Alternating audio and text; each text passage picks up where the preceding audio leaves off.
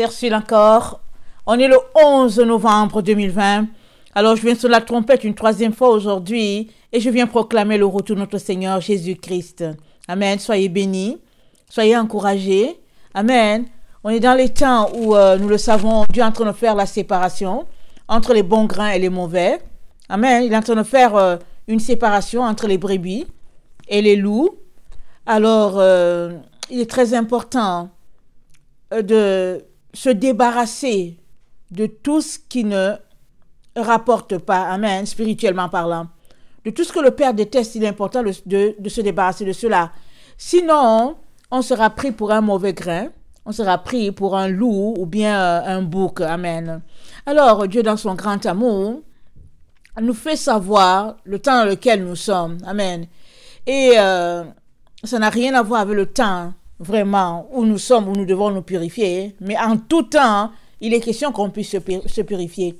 À partir du moment où tu as choisi de suivre Jésus, tu es appelé à te purifier, à te sanctifier. Amen. Parce que la marche du chrétien, c'est une marche de sanctification. Amen. C'est pas vrai que une fois qu'on devient chrétien, ben voilà, on peut vivre notre vie comme on veut, comme on l'entend, et puis content sur Christ.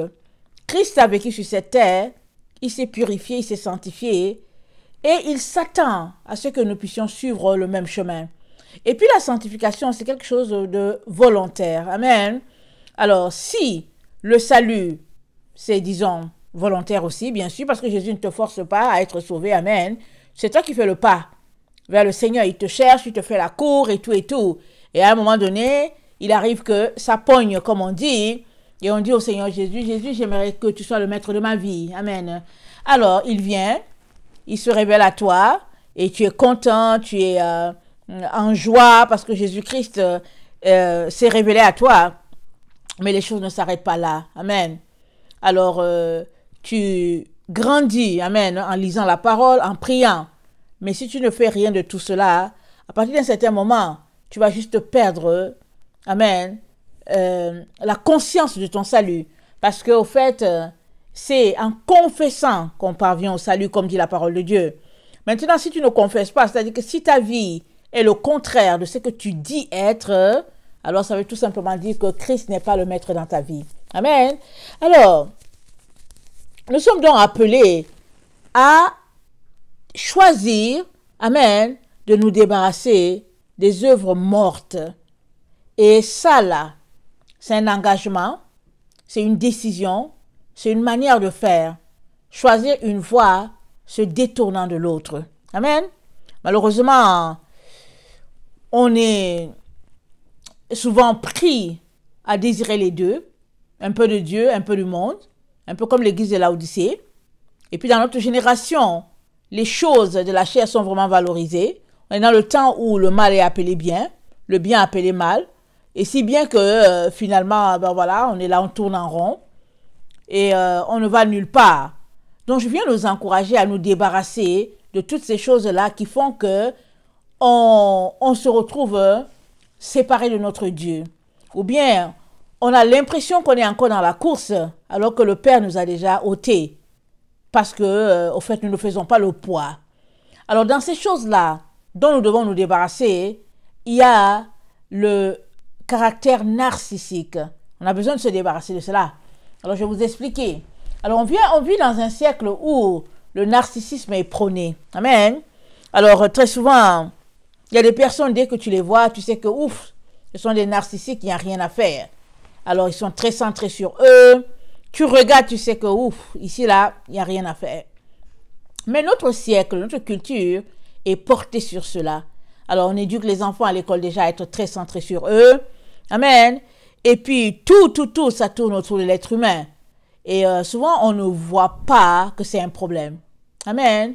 Alors, très souvent, quand tu vis dans un environnement où le péché, exemple, tu vis dans un environnement où le mensonge est accepté, alors tu vis dedans.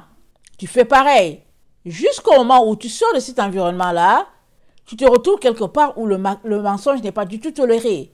Et tu regardes et tu te rends compte qu'effectivement, tu étais dans un lien et que ce que tu faisais, c'est pas bien. Alors, pour ce qui concerne le narcissisme, on n'a pas, ou bien on a la difficulté à voir qu'on est dans cette culture-là parce que, ben voilà, c'est notre époque. Une époque où l'homme est valorisé et puis Dieu dégradé. Amen. Alors, dans le temps de Jean-Baptiste, qu'est-ce qu'il a dit? Il a dit qu'il croisse, parlant de Jésus, et que moi je diminue. Alors, en tant qu'enfant de Dieu, s'il y a une personne qui doit être grandiose en nous, c'est notre Dieu, notre Seigneur. Et pour cela, pour qu'il soit grand en nous, il est important qu'on soit petit. Mais si tu es grand en toi-même, il n'y a pas moyen que Jésus y vienne. Tu es déjà grand, tu as déjà pris toute la place. Or, le siècle dans lequel nous sommes, 20e, 21e siècle, nous sommes éduqués à être grands en nous-mêmes. Vraiment, on se valorise et puis on élève vraiment notre personne et les autres l'élèvent aussi comme si vraiment finalement c'est le centre du monde. Mais si c'est comme ça que nous vivons notre chrétienté, on aura de la difficulté à laisser Jésus-Christ être roi. Amen. Alors ça c'est un trait de caractère qu'il est très très important qu'on puisse s'en débarrasser. Amen. Alors c'est souvent un trait de caractère qui est beaucoup attribué aux hommes. Amen. Les hommes sont généralement narcissiques, ben pas tous, mais bon, une bonne partie. Mais il y a aussi les femmes qui sont narcissiques. Amen. Alors c'est quoi le narcissisme? Amen. Alors quelqu'un qui est narcissique, amen, le narcissisme, je vais lire la définition, je vais aller le prendre sur Wikipédia. Le narcissisme, c'est une admiration, une contemplation de soi-même. C'est une fixation affective à soi-même. C'est un amour de soi. C'est un ego, un fantasme. Alors, un narcissique pense que tout lui est dû. Il s'attend à bénéficier d'un comportement des autres et puis il s'attend à ce que ses désirs soient satisfaits. C'est ça un narcissique tout de suite. Alors, il n'est pas disposé à reconnaître ou à partager les sentiments avec les autres. Mais tout est lui. Tout là, c'est lui. Il faut qu'on lui fasse du bien. Il faut ceci, il faut cela, il faut ceci, il faut cela. Alors, c'est comme ça un peu ce trait de caractère-là. Amen. Et le narcissisme, ça pousse à l'arrogance.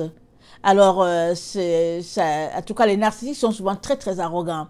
Très fiers d'eux-mêmes, mais très, très arrogants parce qu'ils pensent qu'ils sont le centre du monde. Amen. Alors, mais avec un tel caractère, la Bible nous dit que avec l'orgueil, on ne peut pas plaire à Dieu. Et puis, la Bible nous dit aussi que Dieu résiste aux orgueilleux, mais il fait grâce aux humbles. Alors, si on regardait Proverbe 6, amen, on verrait un peu une description de l'orgueil un peu, ou bien du narcissisme. Le narcissique aussi, c'est un homme, c'est la perversité aussi. Alors, Proverbe 6, le verset 12 dit: l'homme pervers, l'homme inique, marche la fausseté dans la bouche. Il cligne des yeux, parle du pied, fait des signes avec les doigts. La perversité est dans son cœur. Il médite le mal en tout temps. Il excite les querelles. Aussi sa ruine arrivera-t-elle subitement. Il sera brisé tout d'un coup et sans remède. Amen. Il y a 6 choses que est l'Éternel, et même 7 qu'il a en horreur: les yeux hautains, la langue menteuse, les mains qui répandent le sang innocent, le cœur qui médite des projets iniques, les pieds qui se hâtent de courir au mal, le faux témoin qui dit des mensonges, et celui qui excite les querelles entre frères. Donc voilà. Alors, généralement, tous ces traits de caractère se trouvent chez le narcissique. Parce que la perversité fait partie, amen, de sa vie. Et c'est quelqu'un qui est très, très hautain, arrogant. Quelqu'un, quelqu'un, que ce soit un homme ou une femme, c'est quelqu'un, ok? Alors, mais pourquoi est-ce que il est important qu'on s'arrête sur ce caractère-là? C'est un caractère qui reflète le diable. Amen. C'est le trait du caractère du diable. Amen. Parce que le narcissisme, comme on vient de lire, c'est l'admiration, la contemplation de soi-même, la fixation affective, etc., etc. Alors, Satan, quand on étudie Satan dans ses attributs, alors c'est quelqu'un qui est très centré sur lui, alors qui est très arrogant, qui est très orgueilleux. Amen. Et si on regardait, pardon, dans la Genèse 3, dans le verset,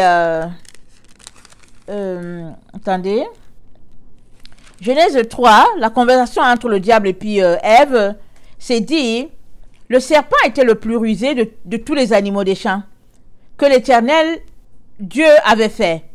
Il dit à la femme, Dieu a-t-il réellement dit, vous ne mangerez pas de tous les arbres du jardin? La femme répondit au serpent, nous mangeons du fruit des arbres du jardin. Mais quant au fruit de l'arbre qui est au milieu du jardin, Dieu a dit, vous n'en mangerez point et vous n'y toucherez point, de peur que vous ne mouriez. Alors le serpent dit à la femme, vous ne mourrez point, vous ne mourrez point.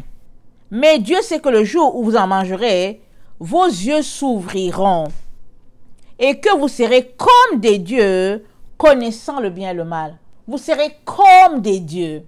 Alors Satan, pour séduire Ève, a amené, amen, le débat sur la personne de Ève. Amen. Parce que Dieu a dit à Adam et Ève, voici, vous pouvez manger tout cela. Il leur a donné tout. Il dit, mais l'arbre qui est là, il ne faut pas le toucher. Parce que vous allez déchoir de votre position. Ce n'est pas bien le toucher. Parce que ce n'est pas bon pour vous. Mangez tout le reste. Amen. Alors, ils ont obéi un certain temps. Hein, et après, finalement, hein, c'est sûr que le diable observait tout ce qui se passait. Il est venu. Pardon. Il a dit à Ève que si Dieu ne voulait pas qu'elle le mange, c'est parce qu'il ne voulait pas qu'elle devienne comme lui, Dieu. Alors, il a mis dans l'esprit de Ève quelque chose de très erroné. Il a sémé le doute dans le cœur de Ève, dans ses pensées, mais en élevant Ève, en amenant Ève au centre, en lui faisant croire que si elle désobéissait à Dieu, elle serait élevée. Amen. Dans la position de reine. Dans la position de déesse. Voilà ce qu'il a fait croire à Ève. Alors, il a ramené la chose, là, au centre. Et allons-y aussi voir Luc 4. Luc 4, la tentation de Christ. On va regarder, on va voir un peu ce qui se passe. Vraiment, même schéma qu'avec Ève. Alors, Jésus, rempli du Saint-Esprit, revint du Jourdain. Il fut conduit par l'Esprit dans le désert, où il fut tenté par le diable pendant 40 jours. Il ne mangea rien durant ces jours-là, et après qu'ils furent écoulés, il eut faim. Le diable lui dit, si tu es fils de Dieu, ordonne à cette pierre qu'elle devienne du pain. Alors, il centre encore la chose sur Jésus. Si tu es fils de Dieu, là, alors fais que la pierre puisse changer. Et puis, l'autre truc, il lui dit aussi, je te donnerai toute cette puissance et la gloire de ce royaume, car elle m'a été donnée. Je te la donne si donc tu te prosternes devant moi et si tu m'adores. Je te donne ça. Il n'y a pas Dieu quelque part. Il dit à Jésus, je vais te donner ça à toi, si tu m'adores. Et puis l'autre truc aussi, le diable l'a conduit à Jérusalem, il l'a placé sur le haut du temple et lui a dit, si tu es fils de Dieu, jette-toi ici-bas, car il est écrit, il donnera les ordres à ses anges à ton sujet afin qu'ils te gardent. Et ils te porteront sur leurs mains. Donc, quand on regarde les trois exemples ici, tout, le diable ramène tout sur la personne de Jésus. Il n'y a rien de Dieu à quelque part. Amen. Alors, c'est ça, le trait de caractère de l'ennemi. Non seulement est-il menteur, on va lire ça tantôt, mais il ramène toujours la balle au niveau du nombril de la personne. Et de telle sorte qu'il n'y a pas de place pour Dieu. Il ne veut pas que Dieu ait une place. Alors, il te fait prendre de la place par ta propre personne. Il fait prendre cette place-là. Pourquoi? Parce que quand tu es grand en toi, alors Satan peut régner parfaitement en toi. Dans les cœurs où Dieu est, Satan ne peut pas régner. Si Dieu était le roi de ton cœur, si Dieu était sur le trône de ton cœur, jamais il y aurait de place pour le narcissisme dans ta vie. Jamais il y aurait de place pour de l'orgueil. Mais quand Dieu n'y est pas, alors tu penses que tu es le centre du monde et puis tout tourne autour de toi. Et il est très très important de se débarrasser de ce trait de caractère-là parce que ça empêche le roi éternel de venir s'asseoir là, à cet endroit-là. Amen. Nous sommes appelés à faire la place à notre Dieu. Et l'exemple de Jean-Baptiste doit être un exemple extraordinaire. Il a dit qu'il croisse et que moi je diminue. C'est la seule manière pour toi et moi de laisser Jésus-Christ être roi dans nos vies. Mais si tu ne veux pas que Jésus-Christ puisse croître, alors rien ne fera. Ça ne sera pas possible. Et pour que cela soit possible, toi tu dois diminuer. C'est en ce sens que Jésus a parlé de renoncer à soi. Amen. Le narcissique, il ne renonce pas à lui-même. Il n'est que le nombril de lui-même. Alors tout doit lui appartenir. Tout doit être tourné. C'est-à-dire que c'est une admiration de sa propre personne. Alors, attendez, il faut que je lise mes notes. Le diable, il est mort. Il n'a pas de vie. Il n'y a pas la vie en lui, mais il y a la vie en toi. Il y a la vie en moi. Amen. Mais si nous laissons le diable venir en nous, ou bien diriger notre vie, ce n'est que comme ça qu'il pourra vivre. Amen. Parce qu'il est mort. Il est un ange déchu. Il n'a plus de place, il n'a pas de vie. Et il connaît déjà sa sentence. Et on sait déjà, quand on lit Apocalypse, on sait qu'il sera lié pour 1000 ans. Et après les 1000 ans, il va revenir un temps. Et puis après, finalement, en tout cas, il sera lié dans les temps de feu éternellement. Amen. C'est ça que Dieu a dit. Amen. Alors, le diable, il n'a pas de vie.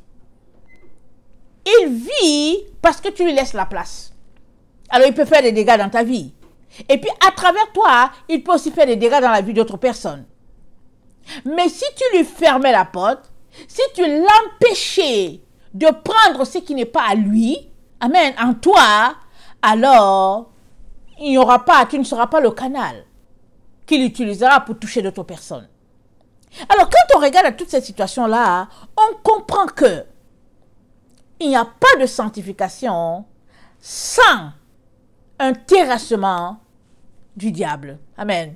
Je me rappelle qu'en 1992, amen, je retourne à cette période-là parce que j'étais au fait étudiante, amen, et puis il y a des expériences que j'ai dû vivre qui m'ont amené sur ce chemin-là, amen, d'intimité beaucoup plus proche avec le Seigneur, parce qu'avant, ben voilà, j'étais avec mes parents et puis après, j'ai quitté, amen. Mais en 1992, c'est une année marquante, c'est l'année que j'ai fait un pas de plus dans la marche avec le Seigneur en ce qui concerne les choses de le Saint-Esprit, amen.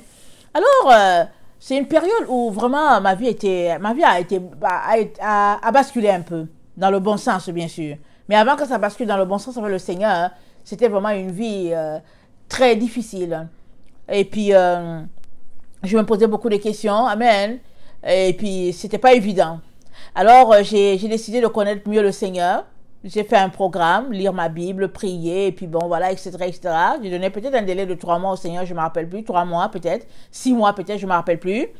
Mais toujours est-il que, quand j'ai décidé de le chercher, amen, quand j'ai décidé d'aller en profondeur avec lui, alors, un jour, j'ai fait est-ce que c'était un rêve, je ne me rappelle pas, mais toujours est-il que, toute la nuit, je me suis battue avec une personne, une femme. Amen. Cette femme, elle me ressemblait, mais elle n'était pas moi. Elle était grande, elle dépassait toute ma chambre universitaire. Amen.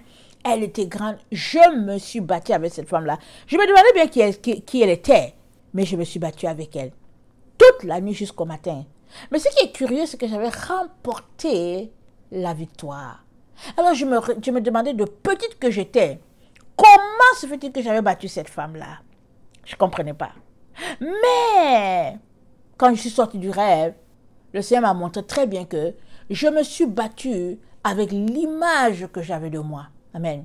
C'était une image grandiose.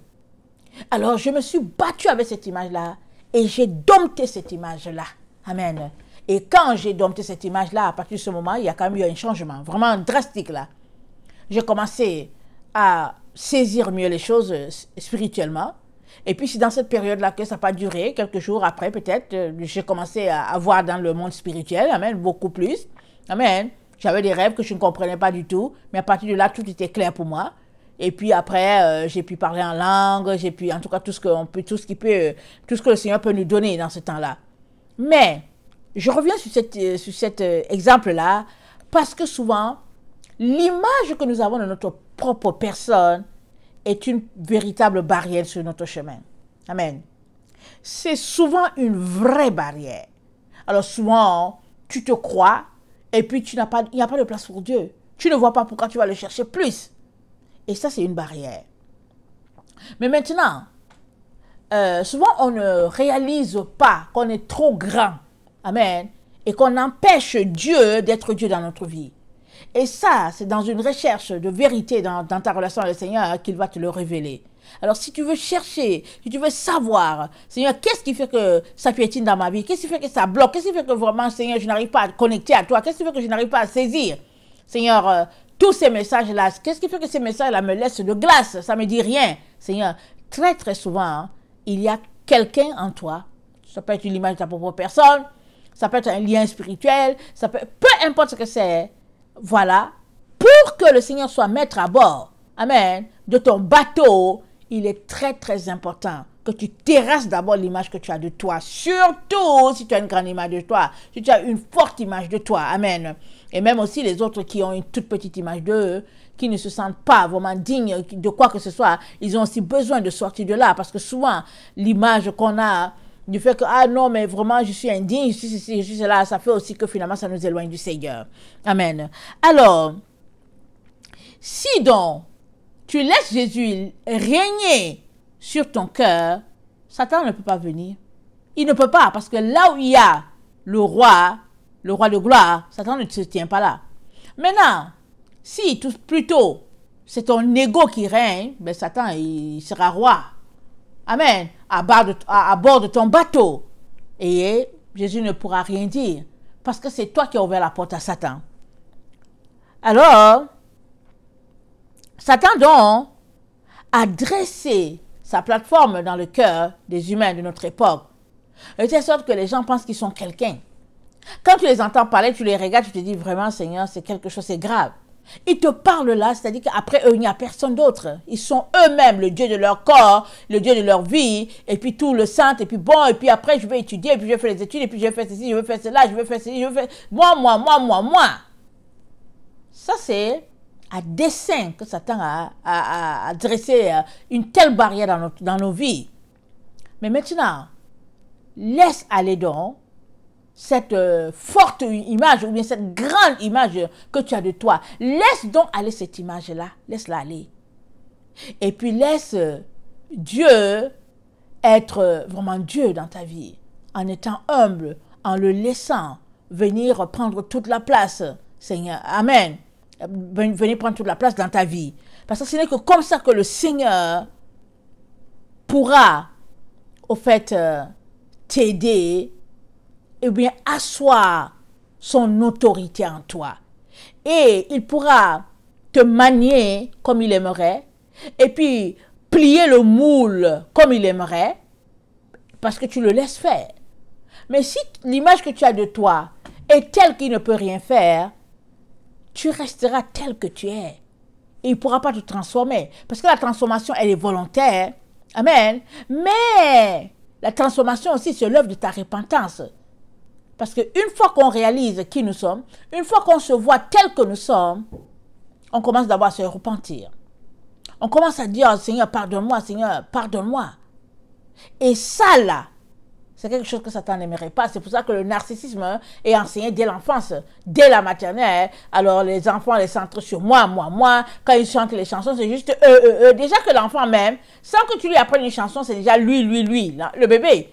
Quand à partir de 2 ans, il écoute l'enfant, il va te dire que non, c'est moi, et puis ta.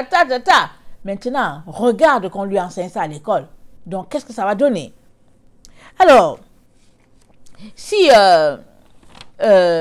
Jésus-Christ, amen, le créateur de l'univers, a été tenté par le diable, l'amenant à considérer sa propre image, à combien plus forte raison, toi et moi devant nous, faire très attention pour ce qui est de l'image que nous avons de nous-mêmes. Parce que l'image que nous avons de nous-mêmes nous bloque vraiment. de voir Jésus-Christ. Amen. Parce que nous avons été créés à l'image de Christ. Nous sommes créés à son image. Nous sommes créés à l'image de Dieu. Nous sommes créés à l'image de Christ. Amen. Et si nous l'avons dans notre vie, et que nous marchons par la sainteté ou par la sanctification, à combien plus fort, non, et que nous marchons par la sanctification, alors on peut voir, amen, le reflet de Christ en nous. On peut voir ce reflet-là. Maintenant, si on ne fait pas un travail de nettoyage, alors je ne vois pas comment on pourra traverser cette période-là où Jésus a besoin d'être grand en nous. Amen. Pour que nous, on ne soit plus du tout. Amen. Et que quand les gens nous voient, ils voient juste que nous avons prêté notre coque, notre maison qui sont nous, notre extérieur, nous l'avons prêté à Jésus. Et c'est comme ça que Jésus va faire des miracles à travers nous. Il va faire des prouesses à travers nous. Ce n'est que comme ça. Amen. C'est pour cela que il est important de s'éloigner du diable. Allons-y, regardez rapidement. Attendez, c'est Jean, je pense que c'est Jean 8. Jean 8, le verset 44. Ça nous parle du diable. Amen. Ça nous parle du diable. Le verset 44. Alors, je vais commencer à 41. Vous faites les œuvres de votre Père. Il lui dit, nous ne sommes pas les enfants illégitimes. Nous avons un seul Père, Dieu. Jésus leur dit, si Dieu était votre Père, vous m'aimeriez, car c'est de Dieu que je suis sorti et que je viens. Je ne suis pas venu de moi-même, mais c'est lui qui m'a envoyé. Pourquoi ne comprenez-vous pas mon langage? Parce que vous ne pouvez écouter ma parole. Vous avez pour père le diable, et vous voulez accomplir les désirs de votre père. Il a été meurtrier dès le commencement. Il ne se tient pas dans la vérité, parce qu'il n'y a pas de vérité en lui. Lorsqu'il profère le mensonge, il parle de son propre fond, car il est menteur et le père du mensonge. Et moi, parce que je dis la vérité, vous ne me croyez pas. Qui de vous me convaincra de péché? Si je dis la vérité, pourquoi ne croyez-vous pas? Celui qui est de Dieu écoute les paroles de Dieu. Vous n'écoutez pas parce que vous n'êtes pas de Dieu. Les Juifs lui répondirent, les Juifs lui répondirent, n'avons-nous pas raison de dire que tu es un Samaritain et que tu as un démon? Jésus répliqua, je n'ai point de démon, mais j'honore mon Père, et vous m'outragez. Je ne cherche point ma gloire. Il en est un qui la cherche et qui juge. En vérité, je vous le dis, si quelqu'un garde ma parole, il ne verra jamais la mort. Amen. Donc, voilà un peu. Il dit, le verset 47, celui qui est de Dieu écoute les paroles de Dieu. Vous n'écoutez pas parce que vous n'êtes pas de Dieu. Amen. Et moi, parce que je dis la vérité, vous ne me croyez pas. Qui de vous me convaincra de péché? Si je dis la vérité, pourquoi ne me croyez-vous pas? Amen.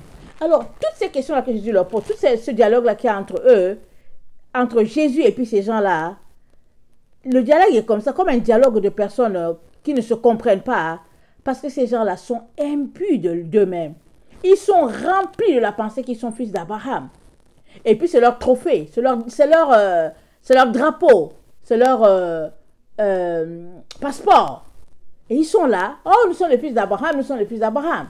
Et ils ont bâti une image, amen, sur la personne d'Abraham qui lui, il était humble. Quand on regarde l'histoire d'Abraham, Abraham était très humble. Il laissait toute la place à Dieu. Et Dieu a pu faire son œuvre en Abraham.